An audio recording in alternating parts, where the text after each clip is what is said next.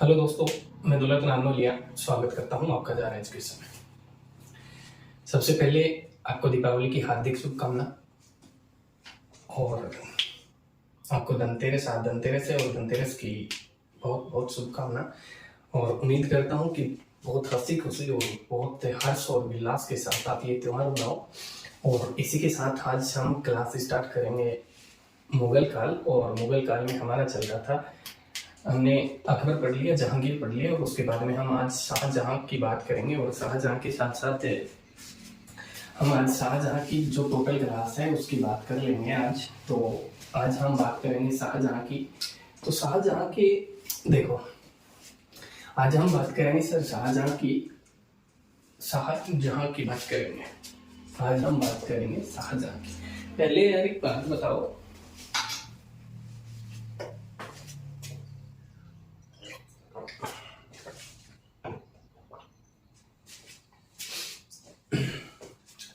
चलो बात करते हैं शाहजहां की। शाहजहां की इसका शासनकाल होता है 1627 से 58 तक। 1627 से 58 तक शाहजहां की बात करते हैं। अब देखो, सबसे पहले एक बात बताऊं आपको कि यार आप चैनल को सब्सक्राइब करो और लाइक करो, शेयर करो। क्योंकि आप अगर सब्सक्राइब नहीं करते, आप क्लास देख लेते हो, उसके बाद में आप चले जाते हो, इसका मतलब आपने कहीं ना कहीं कमी छोड़ दी। तो कह सकता हूं कि आप अगर चैनल को सब्सक्राइब करोगे तो बहुत सी क्लास आपको बेहतर मिलेगी और आपको हर एक के क्लास में मतलब कुछ अलग दिखेगा। तो मेरा भी यार जुनून बढ़ता रहे, इसी तरीके से मैं आगे भी कोशिश करता रहूं आपको बेहतर से बेहतर बनाने की और बेहतर से बेहतर बताने की। तो चलो छोड़ो, आज की क्लास पे आते हैं। तो बात करते हैं शाहजहां की। तो शाहजहां देखो, शाहजहां का शासन काल होता है 1627 से 1658 तक शासन करता है।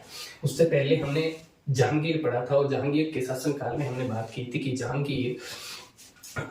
जहांगीर ने कितनी शादियां की थी, वो पहली क्लास में हमने बात कर ली। उसके बाद में जो शाहजहां होता है ये उसका पुत्र होता है, जिसका ओरिजिनल नाम सर खुर्रम होता है। क्या होता है? खुर्रम, ये उसका नाम होता है। खुर्रम ओरिजिनल नाम होता है। शाहजहां उसकी उपाधि थी सर, शाहजहां उपाधि थी जो जहांगीर ने दी थी दक्षिण अभियान के दौरान इसको ये उपाधि दी गई थी शाहजहां की। जो दक्षिण अभियान विजय के बाद में ये उपाधि उसको दी गई थी अपने पिता की वजह से। और पिता कौन था उसका? जहांगीर। पिता मैं लिख देता हूँ, पिता जहांगीर, यही लिख देता हूँ, पिता जहांगीर और माता जगत गोसाई। माता का नाम था जगत गोसाई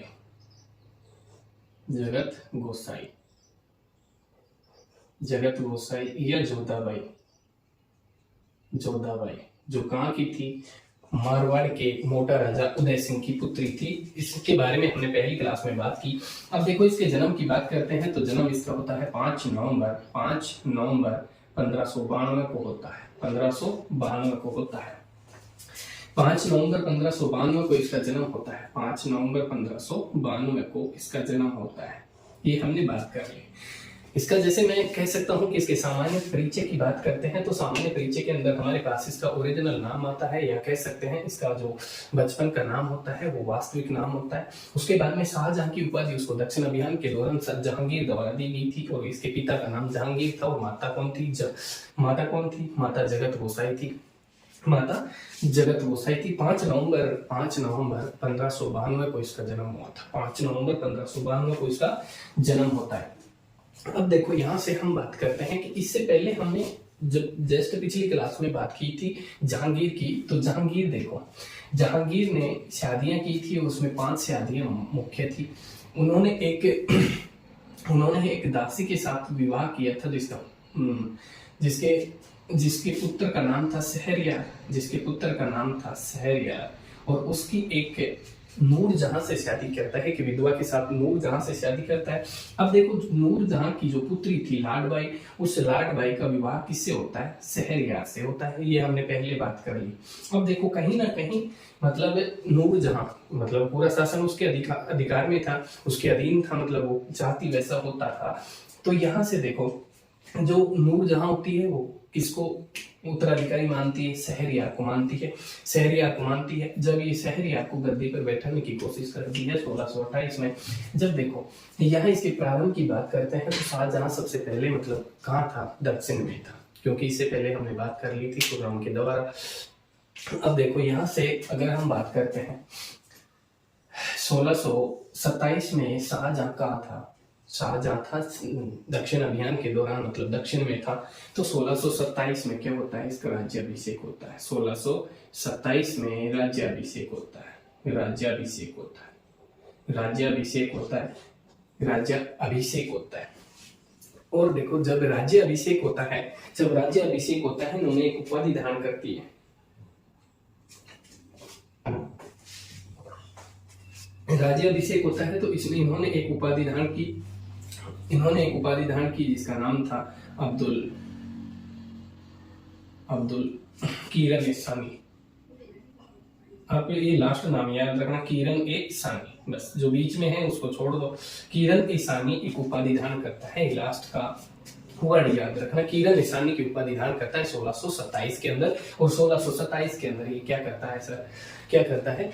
राजगद्दी पर, या कह सकते हैं कि राजगद्दी पर अपना राज्याभिषेक करवाता है 1627 में। इधर देखो, इधर इससे हमने पहले बात की थी, इससे पहले हमने बात की थी कि खुसरो था।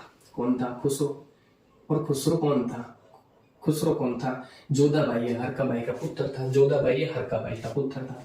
अब देखो इसके पुत्र का, इसके जब देखो इसका पुत्र था तो इसके पुत्र को कहीं ना कहीं, इसका पुत्र मतलब खुसरो का पुत्र कहीं ना कहीं राज्याभिषेक या कह सकते हैं राजगद्दी के लायक था। अब देखो जब ये राजगद्दी के लायक था तो इसके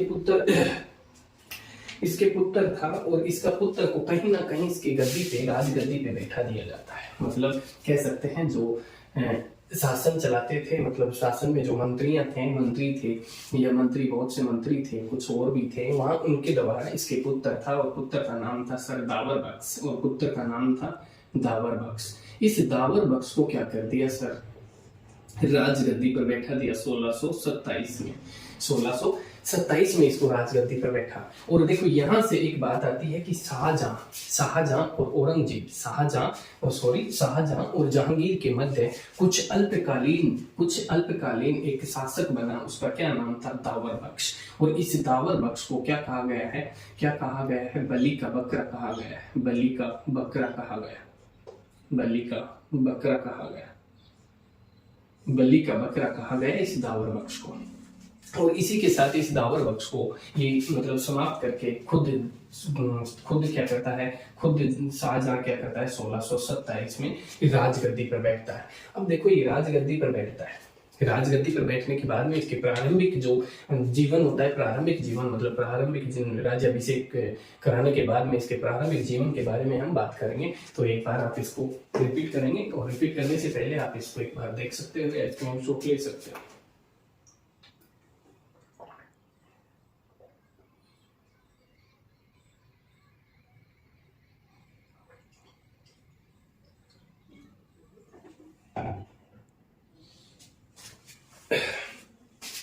अब देखो पहले हम बात करते हैं इसके बाद में इसके प्रारंभिक जीवन 1627 के बाद में इसके साथ क्या क्या होता है, इसके राज्य में क्या क्या होता है, उसके बारे में हम बात करेंगे। तो इसके बारे में बात करने से पहले हम इसकी शादी के बारे में बात करेंगे। इसकी शादी के बारे में बात करेंगे। इसके बारे में मैं एक चीज आपको पहले से बता दूं कि शाहजहां के काल को मुगल काल का स्थापत्य कला का स्वर्ण काल कहा जाता है, क्योंकि जहांगीर के काल को चित्रकला का स्वर्ण काल कहा जाता है, लेकिन यहाँ शाहजहां के काल को स्थापत्य कला का स्वर्ण काल कहा जाता है। स्थापत्य कला का स्वर्ण काल, स्थापत्य कला का स्वर्ण काल कहा जाता है। स्वर्ण काल कहा जाता है। इसके बारे में हम बात करेंगे कि क्यों कहा जाता है, क्योंकि इन्होंने बहुत से क्या किए, स्थापत्य कला का निर्माण करवाया, और इसीलिए इन्होंने क्या कहा, इसके शासन काल को क्या कहा, इसके काल को या इसके टाइम पीरियड को क्या कहा गया, स्थापत्य कला का स्वर्ण काल कहा गया। और इसी के साथ इसके विवाह की हम बात करेंगे सर, इसके विवाह की हम बात करेंगे। तो हमने पहले बात की थी एक आसफ खान नाम का एक आदमी होता है। ये आसफ खान कौन होता है? नूरजहां का भाई होता है आसफ खान।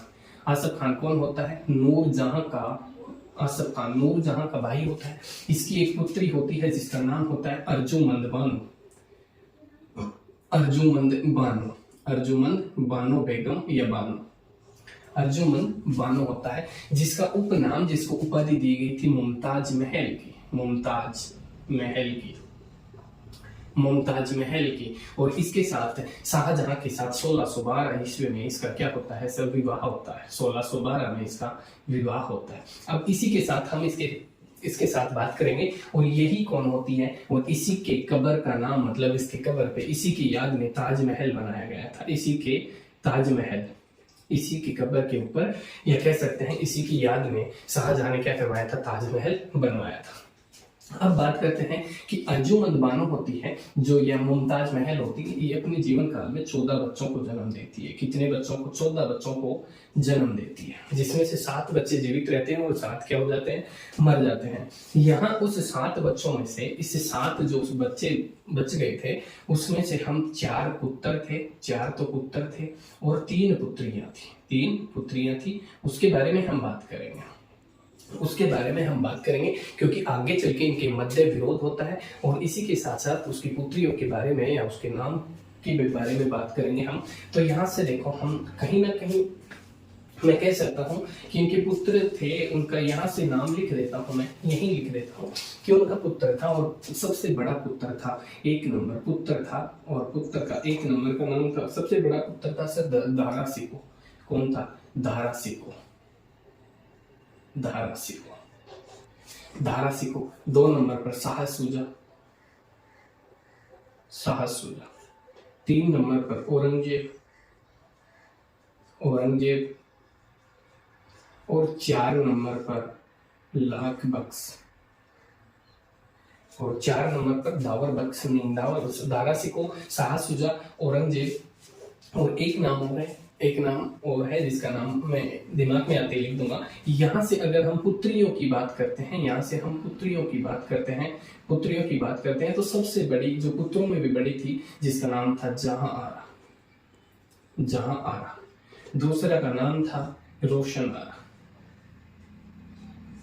रोशन आरा, रोशन आरा। और एक पुत्री का नाम और था, मेरे दिमाग में नहीं है, वो मैं लिख दूंगा। यहाँ से देखो, दारा सिको, शाह सुजा, औरंगजेब और एक और होता है जिसका नाम मेरे दिमाग में नहीं है।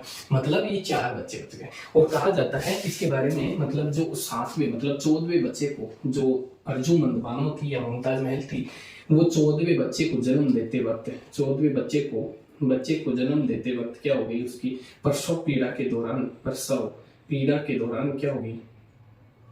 प्रसव पीड़ा के दौरान उसकी क्या हो गई सर? मृत्यु हो गई। और मृत्यु कब हुई थी? 1631 में, 1631 में इसकी मृत्यु हो जाती है, 1631 में इसकी मृत्यु हो जाती है।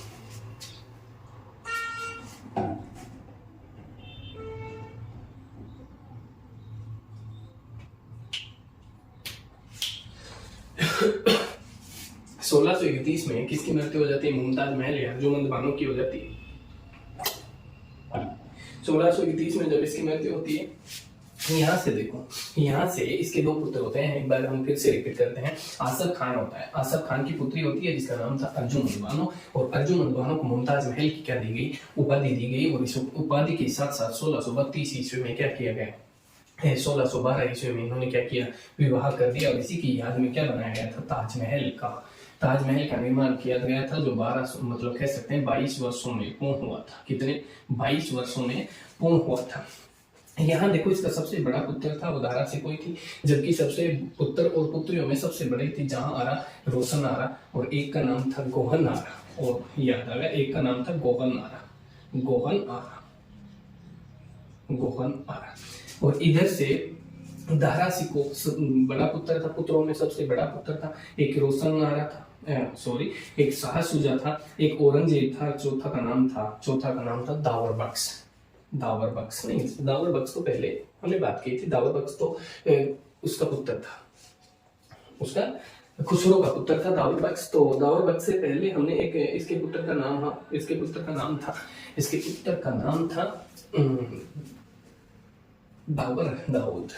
मुराद बख्श, मुराद बख्श, याद आ रहा है, मुराद बख्श।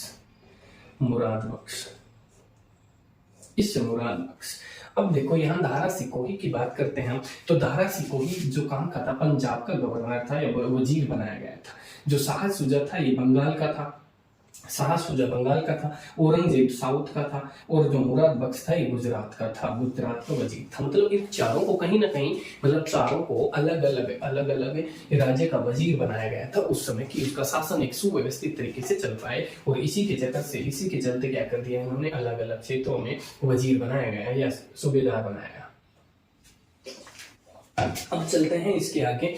अब इसके जब भी 1627 में शासन करता है, तो इसके बाद में इसके जीवन काल में इसके राज्य क्षेत्र में क्या होते हैं, विद्रोह होते हैं। अब बात करते हैं सर उस विद्रोहों की, और हम जरा विद्रोहों को वास्टली लेते हैं।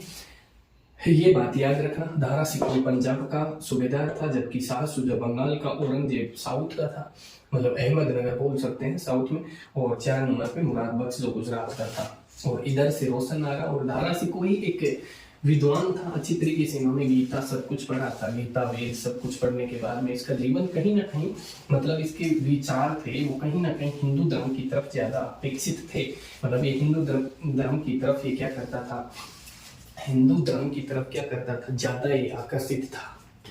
अब बात करते हैं सर विद्रोहों की, अब बात करते हैं विद्रोहों की।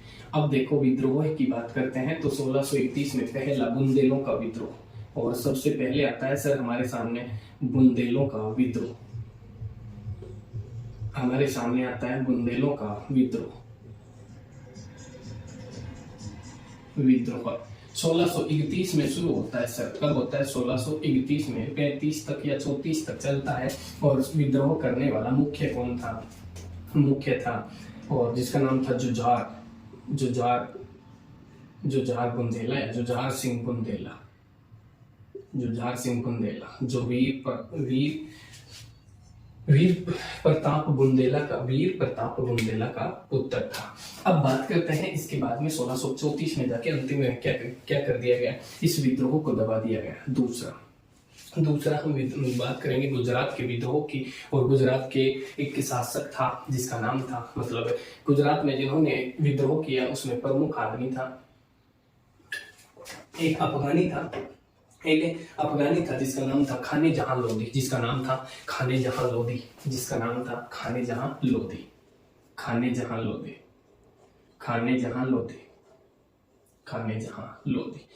ये 1631 में हुआ, और 1631 में क्या हुआ, इस विद्रोह को क्या किया, दबा गया। तीसरा विद्रोह की बात करते हैं हम,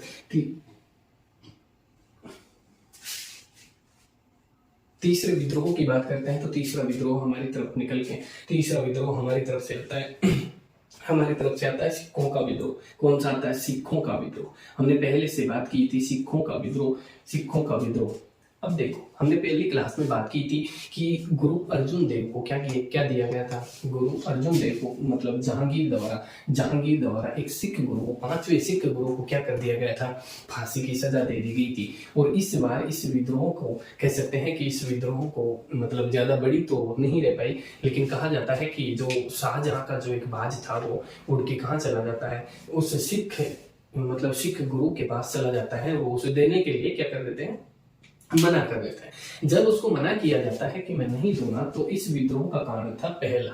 और दूसरा कारण था कि इसके एक डाकू था, उस डाकू ने इस मुगल सेना के अंदर से 2 घोड़े चुरा के, जो सिखों का छठवां गुरु था, गुरु हरगोविंद देवी था। छठवां गुरु का नाम था हरगोविंद, मतलब छठवें गुरु का नाम था हरगोविंद। इस छठवें गुरु का नाम था हरगोविंद। अब इस हरगोविंद को 2 घोड़े क्या किए गए, भेंट में दिए गए, घोड़े क्या किए गए, दान में दिए गए, या उसको भेंट में दिए गए, गुरु दक्षिणा में इसको दे दिए गए, और उन्होंने स्वीकार कर लिया। और इसी वजह से क्या हो गया सर, इसके मध्य 1632 में क्या होता है, विद्रोह होता है। और इनका विद्रोह क्या होता है, चलता ही जाता है। उसके बाद में कई विद्रोह थे उसके साथ में। उसके बाद में करतारपुर जो पंजाब में पड़ता है, उसको बसाने के चक्कर में भी क्या हुआ था सर, विद्रोह हुआ था। इसी के साथ साथ सिखों के साथ साथ कई बार क्या होता है कि यहाँ से मालवा में एक भील जाति ने क्या कर दिया, विद्रोह कर दिया। और भील जाति के साथ साथ आगे हम बात करते हैं, तो आगे हम इसके मतलब कह सकते हैं कि विद्रोह तो छोटे और भी हुए थे, लेकिन वो छोटे विद्रोह तो चलो उसको छोड़ देते हैं। 1600 यहाँ से एक देखो, प्रथम विद्रोह होता है बुंदेलों का विद्रोह, दूसरा खानजहां का, और तीसरा होता है सिखों का। अब देखो यहाँ तीनों विद्रोहों के साथ साथ क्या होता है, जो हरगोविंद था ये छठवां गुरु था, पांचवा गुरु अर्जुन देव था, जिसको क्या हुआ, जहांगीर के द्वारा फांसी दे दी गई, जहांगीर के द्वारा फांसी दे दी गई। अब फांसी देने के साथ साथ उनका क्या हो गया, उनका मतलब मन मुटाव, मतलब कह सकते हैं कि कहीं ना कहीं मुगलों और सिखों के बीच में कहीं ना कहीं तनावपूर्ण एक संबंध बनता गया, और तनावपूर्ण संबंध के साथ साथ 1632 से बाद में भी इन दोनों के मध्य क्या चलता गया, विद्रोह चलता गया। आगे चलते भी मतलब जहांगीर के समय से चलता आ रहा था, और उसके साथ साथ औरंगजेब के समय तक क्या होता है, एक विद्रोह चलता है, या उसका मन मुटाव, या कह सकते हैं कि इन दोनों के मध्य तनावपूर्ण संबंध होते हैं। अब बात करते हैं इससे आगे, तो इससे आगे हमारा सबसे पहले आता है, उससे बाद में बात करते हैं। अब देखो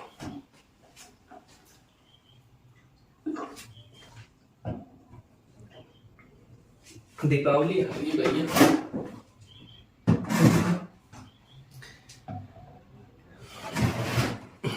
दीपावली आ रही है, परसों की दीपावली है, और दीपावली की स्पेशल क्लास का मतलब होता है स्पेशल क्लास, स्पेशल क्लास का मतलब होता है स्पेशल क्लास। और शायद हो सकता है मतलब अगली 3 या 4 क्लास में हम इस मध्यकाल भारत को क्या कर देंगे, पूर्ण कर देंगे। इसके बाद में हम पढ़ेंगे मॉडर्न हिस्ट्री, और मॉडर्न हिस्ट्री के साथ साथ हम पूर्ण करेंगे। फिर सबके लास्ट में हम ले लेंगे मध्यकाल प्राचीन भारत के बारे में हम बात करेंगे, और प्राचीन भारत के साथ साथ हमारा हिस्ट्री क्लियर हो जाएगा। उसके बाद में हम इसके क्वेश्चंस करेंगे। अब बात करेंगे सर सैनिक अभियान। अब बात करते हैं, चलो छोड़ो जो भी है हटाओ। अब देखो यहाँ से बात करते हैं, हमारे सामने निकल कर आता है सैनिक अभियान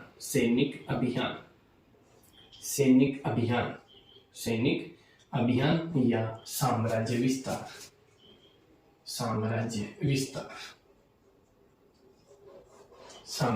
विस्तार। तो पहली हम बात करते हैं प्रथम के बारे में। तो देखो कहीं ना कहीं मतलब मुगल सेना का विस्तार था, वो जहांगीर के बाद में कहीं ना कहीं विद्रोह होने का संकेत दिखाई दे रहे थे, विद्रोह हो भी रहे थे, संकेत क्या मतलब हो रहे थे, विद्रोह हो रहे थे। और विद्रोह होने के साथ साथ कहीं ना कहीं इसको ये लगा कि मेरा साम्राज्य है वो कहीं ना कहीं एक लघु रूप में कहीं ना कहीं कट रहा है। हम इसी के साथ हम बात करते हैं, इसी के साथ जो पहले जहांगीर के समय दक्षिण अभियान मतलब क्या होता है, दक्षिण अभियान। तो दक्षिण अभियान के बारे में जो मतलब कह सकते हैं कि जो दक्षिण भारत था वो किसके अधीन था, मुगलों के अधीन था। लेकिन जहांगीर के जाने के बाद में वहां से क्या होता है कि अपने आप को स्वतंत्र करने लग जाते हैं सभी। तो प्रथम होता है सर अहमदनगर, प्रथम होता है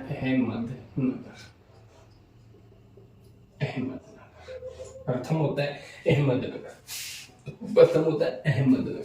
दूसरा गोलकुंडा, तीसरा होता है बीजापुर। ये सब वापस से क्या होता है, बीजापुर। इन दोनों में क्या होता है सर, 1600, ये होता है 1631 में, ये होता है 1631-32 में, और ये होता है 33 तक। तो यहाँ से देखो 32-33 मतलब 32-33 आ जाता है, मतलब कुछ 32 और कुछ 33, मतलब एक्चुअली डेट नहीं है। लेकिन देखो अहमदनगर पहले मुगलों के अधीन था, लेकिन कहीं ना कहीं ये स्वतंत्र होता गया। और इसी के साथ साथ इन्होंने क्या कर दिया, इसके साथ में इन्होंने क्या कर दिया, शाहजहां ने गोलकुंडा को भी जीत लिया, उसी के साथ बीजापुर को भी जीत लेता है। अब यहाँ से देखो दक्षिण अभियान फिर से एक मुगलों की कब्ज में आ जाता है, और कह सकता हूँ कि मुगलों के अधीन हो जाता है। मतलब कहीं से मतलब संधि करनी पड़ती है, तो कहीं से युद्ध लड़ने पड़ते हैं। लेकिन इन्होंने गोलकुंडा मतलब कह सकते हैं कि दक्षिण अभियान, जो मतलब इसे कह सकते हैं कि दक्षिण भारत को क्या करता है, दक्षिण भारत को अपने अधीन या मुगलों के अधीन वापस से कर लेता है। और वापस करने के बाद में बीजापुर के साथ साथ इन्होंने क्या किया, दक्षिण अभियान को या दक्षिण भारत को अपने वापस से अधीन करता है। अब देखो यहाँ से बात करते हैं हम, यहाँ से अगर हम बात करते हैं तो इसी के साथ हमारा बात करते हैं तो मध्यकालीन मतलब मध्य भारत, या कह सकते हैं कि मध्य भारत या एशिया, मतलब भारत को नहीं कह सकते, लेकिन यहाँ लिख देते हैं एशिया, मध्य एशिया। अब देखो हिंदू कुश पर्वत के साथ में क्या था, बुखारा का बुखारा का शासक था। अहमद बुखारा का शासक था, अहमद उसका अधीन था, उसके अधीन था। एक जगह का नाम है बकस, और दूसरी जगह का नाम था दुआखस। अब देखो यहां से क्या होता है, इन दोनों जगह पे क्या करता है, आक्रमण करने की सोचता है। लेकिन सोचने के साथ साथ इन्होंने क्या कर दिया, इन्होंने सैनिक शाही सेना भेजी, किन्होंने जहांगीर ने शाही सेना भेजता है, और अंतिम में जाकर कहा जाता है कि 4 करोड़ रुपए खर्च हुए। कितने? 4 करोड़ रुपए खर्च हुए। और 4 करोड़ खर्च होने के साथ साथ इन्होंने क्या कर दिया, इस अभियान को मतलब विफल कर दिया, या कह सकते हैं कि मध्य एशिया का जो अभियान था वो इसका असफल रहा, मध्य एशिया का असफल रहा। उसके बाद में हम बात करते हैं सर, इसके साथ साथ हम बात करते हैं कि ये अभियान था, ये मध्य एशिया का जीतने का अभियान था, ये क्या होता है, असफल होता है। मतलब हिंदू कुश पर्वत के उत्तर की ओर मुगल साम्राज्य का विस्तार नहीं हो पाया। कब? 1627 के बाद में। अब बात करते हैं सर, इसी के साथ हम बात करेंगे, इसी के साथ 3 नंबर पे हम बात करें तो 3 नंबर पे बात करते हैं तो कंधार और कंधार हम बात करते हैं कंधार। देखो कंधार का जो पहले था, जो जहांगीर के समय था, कंधार किसके अधीन था, मुगलों के अधीन था। लेकिन देखो यहाँ से 1638 तक ये मुगलों के अधीन था, लेकिन 1638 में इसका अधिकार हो गया, इराक का अधिकार हो गया, इराक, और इराक ने इसको जीत लिया, मुगलों से छीन लिया। और इस कंधार को भारत का सिंह द्वार कहा जाता था। उस समय भारत का सिंह द्वार कहा जाता था, भारत का सिंह द्वार कहा जाता था। क्यों? क्योंकि जो भारत की ये सीमा थी, मतलब ये सीमा थी, तो कंधार कहाँ मौजूद था, यहाँ, और ये भारत के अधीन था, तो कहीं ना कहीं मतलब ये इधर से आते थे, जो विदेशी आक्रमण थे वो इधर से होते थे। हमने अगर पढ़ा होगा तो अरब और तुर्क आक्रमण पढ़ा था, वहां भी पढ़े होंगे, मुल्तान और कंधार, सिंध, ये यहाँ से आक्रमण होते थे। तो यहाँ अगर इसका अधिकार था मुगलों का, तो यहाँ प्रवेश करने में थोड़ी मुश्किल होती, मतलब आक्रमण करना थोड़ा मुश्किल होता। लेकिन ये किसका अधिकार था, यहाँ इराक का अधिकार था। कहाँ इसका, किसका अधिकार था, इराक का अधिकार था। और इसी वजह से 1638 में ये इराक के अधीन चला गया। और पूर्णतः देखो कहा जाता है कि हमेशा के लिए 1649 ईस्वी में, शायद दिखने नहीं रहा होगा, मैं ऊपर लिखता हूँ। चलो एक बार इसको देखो, फिर बात करते हैं।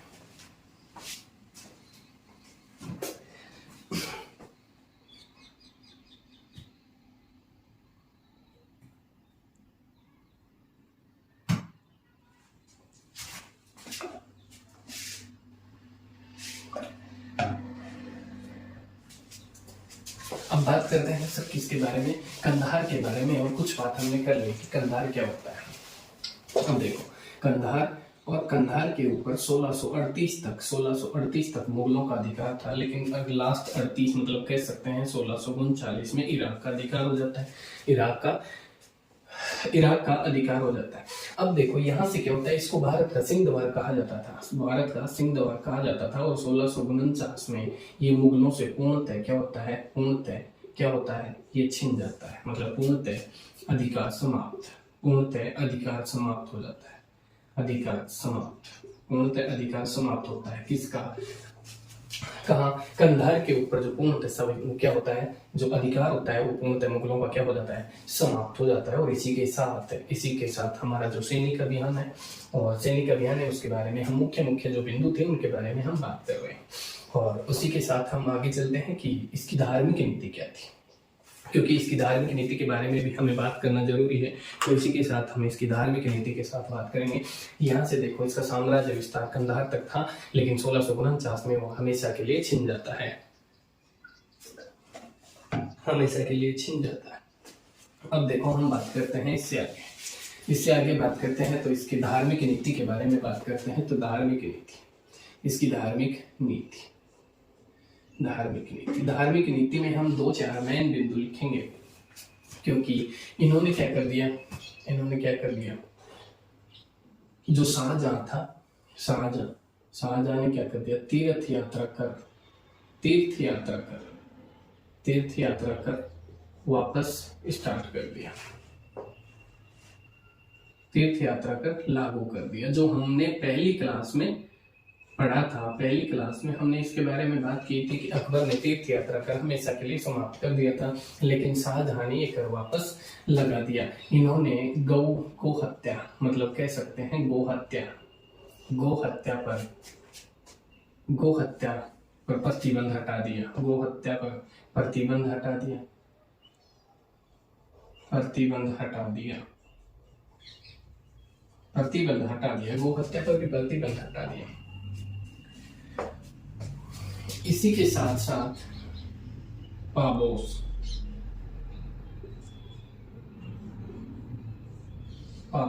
दंडवत प्रणाम करना। पाबोस, सिजदा और पाबोस, क्या सिजदा और पाबोस या सिजदा दोनों में क्या कर दिया, समाप्त कर देता है। और देखो यहाँ से एक मुख्य बिंदु निकल के आती है कि जो बनारस होता है और इलाहाबाद में क्या करता है, तीर्थ कर नहीं लगा था। तीर्थ कर नहीं लगा था। देखो यहाँ से इलाहाबाद में तीर्थ कर नहीं लगा था। क्यों नहीं लगा था कि एक कवि होता है, एक विद्वान होता है जिसका नाम था कविंद्राचार्य। इस कविंद्राचार्य ने रिक्वेस्ट की, और रिक्वेस्ट करने के साथ साथ ये इलाहाबाद और बनारस के अंदर तीर्थ यात्रा कर समाप्त होता है, मतलब नहीं लेता है, मतलब यहाँ प्रतिबंधित होते हैं, तीर्थ यात्रा कर प्रतिबंधित होते हैं। यहाँ और किसके चक्कर से होते हैं, ये क्वेश्चन पूछा गया है, इस बात को याद रखना। कविंद्राचार्य के विचार से बनारस और इलाहाबाद के तीर्थ यात्रा प्रतिबंध किसके समय, शाहजहां के समय बंद थे। और इसी के साथ हम बात करेंगे, आगे चलते हैं, कुछ मुख्य बिंदुओं के बारे में बात करते हैं।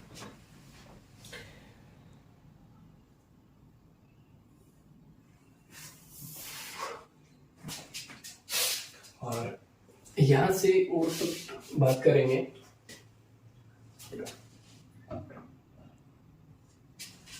हम इसी के साथ अगर और बात करते हैं, अगर इसकी मुख्य बिंदुओं के बारे में बात करते हैं, तो मुख्य बिंदुओं के देखो, इन्होंने हिंदू और मुस्लिम जो वैवाहिक संबंध थे उनके ऊपर भी क्या कर दिया सर, प्रतिबंधित लगा दिया। और इन्होंने एक बात कही कि कोई अगर हिंदू लड़का या लड़की अगर शादी करता है तो उसके पिता की संपत्ति में उसका अधिकार अवश्य होगा। उसने हिजरी संवत चलाई थी। पहले हमने बात की थी कि इलाही संवत की बात की थी, तो इलाही संवत के साथ साथ इन्होंने क्या कर दिया, हिजरी संवत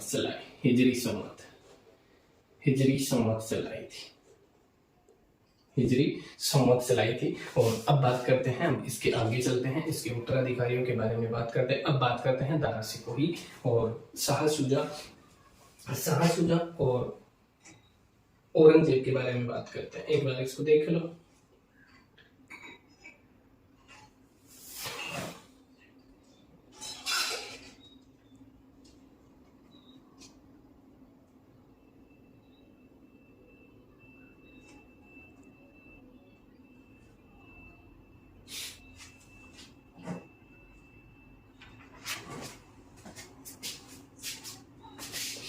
अब बात करते हैं सर, आगे चलते हैं और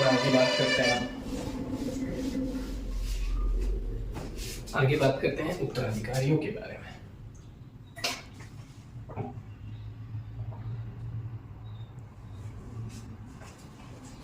देखो 1658 ईस्वी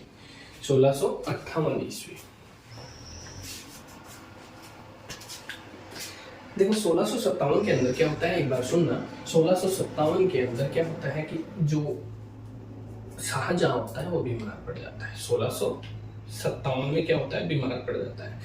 और इनको सबको ये लगता है कि हमारे पिताजी एक्सपायर हो गए, इनको सबको ये लगता है। और बल्कि ये सूचना बहुत कम बंदों के पास थी, बहुत जो मुख्य थे उनके पास थी। अब देखो शाहजहां जो था वो बीमार पड़ जाता है 1627 में, उसकी तबीयत कुछ ज्यादा खराब होती है। तो यहाँ से इन चारों के मध्य क्या होता है, उत्तराधिकारी का युद्ध होता है। उत्तराधिकारी का मतलब कि सबके अंदर क्या होता है, एक पाप होता है, सबके अंदर पाप होता है, कह सकते हैं हम। एक साधारण तरीके से हम बात करें तो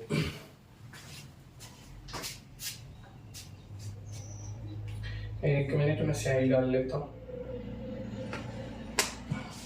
अब बात कि 1657 में शाहजहां क्या होता है, बीमार पड़ता है सर, ये बीमार पड़ जाता है।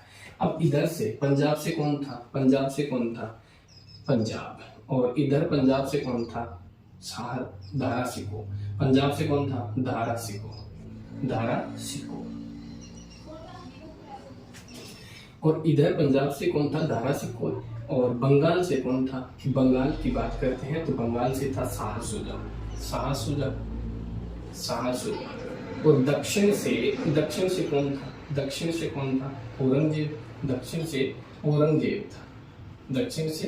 औरंगजेब था, और गुजरात से कौन था, मुराद बख्श, गुजरात से कौन था, मुराद, ये थे सर। अब देखो इसके बारे में कहा जाता है कि इनको उत्तराधिकारी घोषित कर दिया था, किसने, शायद आज की क्लास बहुत स्लो चल रही है यार। खैर छोड़ो, कोई बात नहीं, चलते हैं खींच के। यहाँ से देखो शाहजहां क्या करता है, इसको बीमार पड़ने के साथ साथ दारा सिकोही को क्या करता है, उत्तराधिकारी घोषित करता है। जब देखो इसको उत्तराधिकारी घोषित करता है, ये सूचना पहुंचती है कहाँ, इस औरंगजेब के पास। अब देखो यहाँ इसके मध्य युद्ध होता है 1658 में उत्तराधिकारी का युद्ध होता है, और इस उत्तराधिकारी के युद्ध में प्रथम युद्ध होता है सर बहादुरगढ़ का युद्ध। इसमें याद रखना आप, ये युद्ध बहादुरगढ़ का युद्ध जो 1658 में होता है। 1658 में 14 फरवरी को होता है, 14 फरवरी 1658 को ये युद्ध होता है। अब देखो ये युद्ध किस किस के बीच में होता है, एक तरफ तो होते हैं सर दारा सिकोही, एक तरफ होते हैं दारा सिकोही जो शाही सेना के साथ था। शाही सेना का मतलब है जो खुद उत्तराधिकारी, जो जहांगीर की सेना उसके साथ थी, मतलब खुद उत्तराधिकारी था। ये शाहजहां शाही सेना के साथ था, और इसके वसेज में कौन था, इसके साथ किसके साथ युद्ध कर रहा था, ये शाह सुजा के साथ युद्ध कर रहा था, शाह सुजा। इधर देखो जो मुराद और औरंगजेब थे, ये दोनों साथ थे। और दूसरा युद्ध होता है धर्मत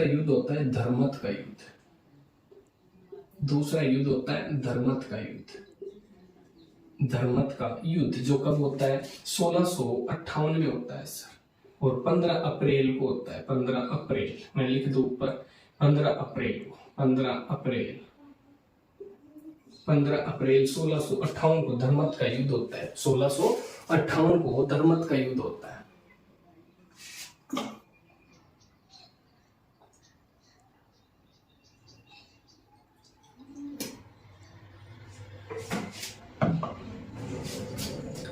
औरंगजेब यहाँ से कौन था, धर्मत का युद्ध होता है, और धर्मत के युद्ध में देखो एक तरफ तो होता है दारा सिकोही, मतलब शाही सेना बोलते हैं, दारा सिको, और इधर से एक तो दारा सिकोही था वर्सेस औरंगजेब था। कौन था, औरंगजेब, और औरंगजेब के साथ साथ और कौन था, ये मुराद औरंगजेब के साथ था। और यहाँ से धर्मत के युद्ध में दारा सिकोही क्या होता है, पराजित हो जाता है। क्या हो जाता है सर, पराजित हो जाता है। अब बात करते हैं अगली के बारे में। एक बार यहाँ देखो उत्तराधिकारी के युद्ध के बारे में हम फिर से रिपीट करते हैं कि 1657 में जब शाहजहां क्या होता है, बीमार पड़ता है, तो इधर से पंजाब का जो सूबेदार था वो दारा सिकोही था, जिसको पहले से क्या कर दिया गया, उत्तराधिकारी घोषित कर दिया गया। किसके द्वारा, शाहजहां के द्वारा। इधर बंगाल से कौन था, बंगाल से शाह सुजा था, और दक्षिण से औरंगजेब था, लेकिन गुजरात से मुराद बख्श था।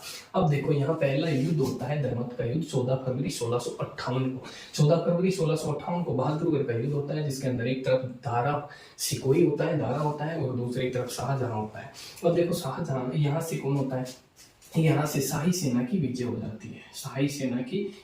जाती है, मतलब दारा सिकोही जीत जाता है। दूसरा युद्ध होता है धर्मत का युद्ध 15 अप्रैल 1658 को युद्ध होता है, जिसमें दारा सिकोही और औरंगजेब का साथ दे रहा था सर, औरंगजेब का साथ दे रहा था मुराद बख्श, जो गुजरात का उत्तराधिकारी था, ये मुराद बख्श। इन दोनों ने क्या कर दिया, शाही सेना या दारा सिकोही को क्या कर दिया, हरा दिया। अब बात करते हैं इसके बारे में, तीसरे युद्ध के बारे में बात करते हैं। एक बार इसका स्क्रीनशॉट ले सकते हो।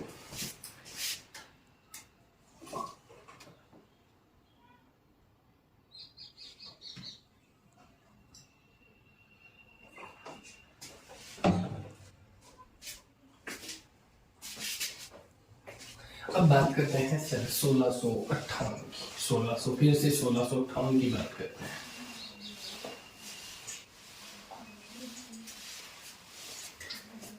अब बात करते हैं सामूगढ़। सामूगढ़ का युद्ध। सामूगढ़ सामूगढ़ का युद्ध। सामूगढ़ का युद्ध कब होता है? सामूगढ़ का युद्ध होता है 29 मई 29 मई 1658 को ये युद्ध होता है। 1658 को ये युद्ध होता है। ये फिर से शाही सेना वर्सेज औरंगजेब के मध्य होता है। शाही सेना और औरंगजेब के मध्य होता है। इसके बाद में होता है खजुआ का युद्ध। खजुआ का युद्ध जो 1659 में होता है। लेकिन देखो इसके साथ में एक युद्ध होता है देवराय का युद्ध। ये 5वां युद्ध होता है। ये 5वां युद्ध होता है देवराय का युद्ध। देवराय का युद्ध जो 1659 में होता है। कब होता है? 1659 में होता है। और इन्होंने अंतिम रूप से साहस सूझा क्या दारा सिकोही की बात करते हैं कि दारा सिको को अंतिम रूप से औरंगजेब क्या करता है? हरा देता है। अब देखो यहाँ से हम बात करते हैं इसका साथ कौन दे रहा था? मुराद दे रहा था। अब देखो मुराद कोई क्या करता है?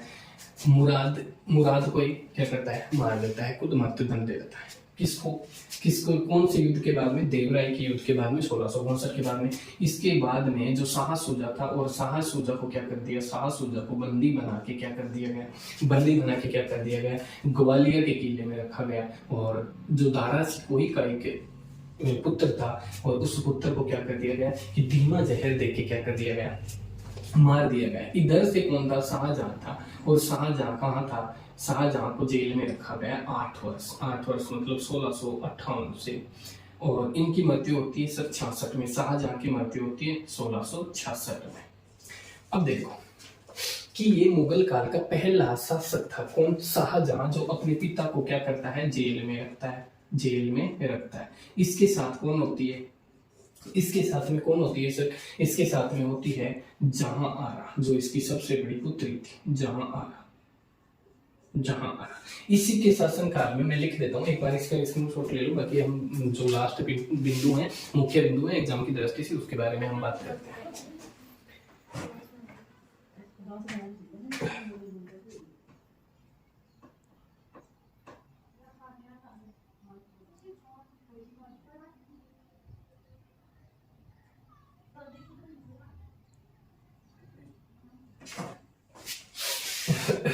अब बात करते हैं, इससे आगे चलते हैं और आगे बात करते हैं। अब देखो यहां से मैं क्लियरली लिखता हूं एक बार के लिए। देखो 1666 में कौन खत्म होता है? 1666 में मृत्यु होती है किसकी? इसकी, शाहजहां की मृत्यु होती है। 1666 में किसकी मृत्यु होती है? इसकी। इसका मतलब शाहजहां की मृत्यु होती है। अब देखो 1666 में मृत्यु होती है। 8 वर्ष इसको क्या रखा गया? जेल में रखा गया आगरा में। ठीक है। इन्होंने क्या कर दिया? स्थापत्य कला का। देखो अगर इन्होंने स्थापत्य कला की तो जामा मस्जिद का निर्माण किसने करवाया था? जामा मस्जिद का निर्माण करवाया दिल्ली में।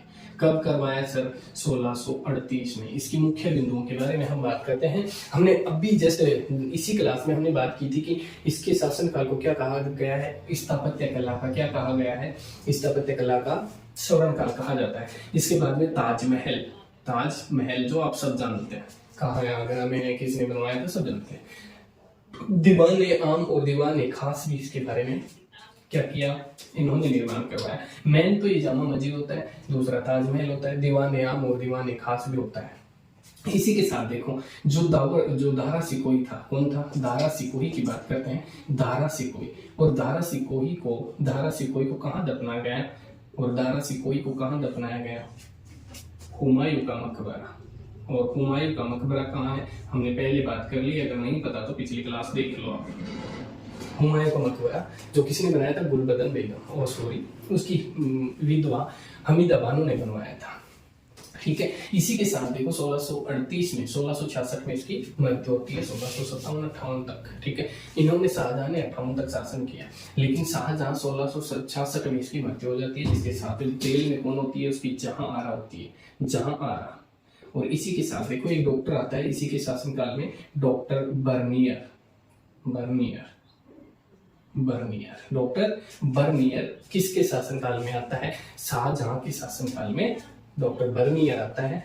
और इन्होंने अपनी बुक में शाहजहां और जहां आरा के गलत संबंधों की क्या करता है, विवेचना करता है, या उसका क्या करता है, उल्लेख करता है अपनी बुक्स में। अब इसी के साथ हम बात कर रहे हैं, इसके आगे चलते हैं। तो इसके आगे बात करते हैं हम, दारा सिकोही की बात कर लेते हैं। तो दारा सिकोही एक विद्वान था, और दारा सिकोही विद्वान होने के साथ साथ इन्होंने हिंदू धर्म के, हमने पिछले अभी जस्ट बात की थी कि इन्होंने क्या कर दिया, मतलब हिंदू धर्म के प्रति इनका क्या क्या था, कुछ आकर्षक ज्यादा था, क्योंकि इन्होंने ऋग्वेद मतलब वेदों का, वेद पढ़े, उपनिषद पढ़े, मतलब जितने भी ग्रंथ थे हमें हिंदू धर्म के, जितने भी ग्रंथ थे उनको सबको पढ़ा, और ये कहीं ना कहीं अपने विचार और विमर्श करने लग गए हिंदू धर्म की। और इस दारा सिकोही को बर्नियर ने क्या कहा, ये लेनपुल ने, सॉरी बर्नियर ने नहीं, लेनपुल ने लघु अकबर कहा, या लघु अकबर की संख्या दी गई थी, लघु अकबर कहा, किसने कहा, लेनपुल ने इसको कहा। और इन्होंने मतलब क्या किया, दारा सिकोही, जो दारा सिकोही था,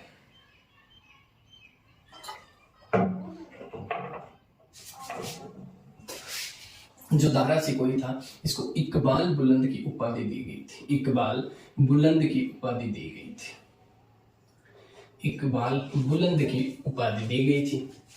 अब देखो इसी के साथ हमने कुछ बात की है, आज की क्लास में हमने बात कर ली, लघु अकबर की संख्या दी गई, बर्नियर ने क्या किया, बर्नियर ने इसके शासनकाल में बर्नियर आता है। इसी के साथ साथ हम जहां आरा की बात करते हैं, जहां आरा भी क्या थी, एक विद्वान थी, और विद्वान होने के साथ साथ इन्होंने क्या कर दिया, मतलब 1666 तक, मतलब 66 तक 58 तक शासन करता है, लेकिन 1666 तक ये जेल में रहता है। और शाहजहां को जेल में रखने वाला कौन होता है, औरंगजेब होता है। अब देखो, अब इसके आगे हम बात करेंगे, तो हम बात करेंगे किसके बारे में, औरंगजेब के बारे में हम बात करेंगे, जिसको जिंदा पीर भी कहा जाता है, उसके विचार और विमर्श के कारण उसको क्या कहा जाता है, जिंदा पीर भी कहा जाता है। तो मिलते हैं हम अगली क्लास में मिलते हैं। और अगर आज का सेशन अच्छा लगा हो तो यार चैनल को सब्सक्राइब करना, और सेशन को शेयर भी करना, लाइक भी करना। अगर आज की क्लास में कुछ पॉइंट या टॉपिक जो मुख्य हैं उसके बारे में हमने बात कर ली, और फिर भी अगर एक दो पॉइंट अगर निकल गया दिमाग से, तो अगली क्लास में हम बात कर लेंगे। और इसी के साथ आज का सेशन समाप्त होता है। मिलते हैं अगली क्लास में। आप सभी को फिर से एक बार दीपावली की हार्दिक शुभकामनाएं। तो अच्छे से दीपावली मनाना। अब मिलते हैं कल।